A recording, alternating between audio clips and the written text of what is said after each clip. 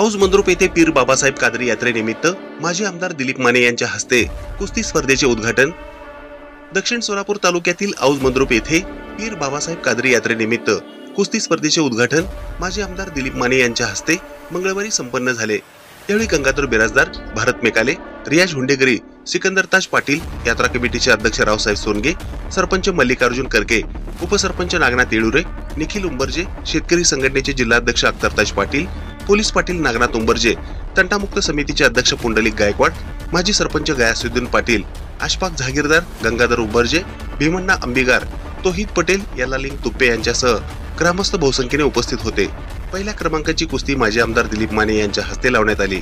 यावेळी तालुक्यातील नामवंत मल्लांनी कुस्ती स्पर्धेत सहभाग नोंदवला होता। ही बातमी संकलित केली आहे संपादक गुरु गायकवाड यांनी। ताज्या घडामोडी पाहण्यासाठी आजच महाराष्ट्र सुखदेव न्यूज या YouTube चॅनलला लाईक आणि सबस्क्राइब करा। ताज्या घडामोडी पाहण्यासाठी आजच महाराष्ट्र सुखदेव न्यूज या YouTube चॅनलला लाईक आणि सबस्क्राइब करा।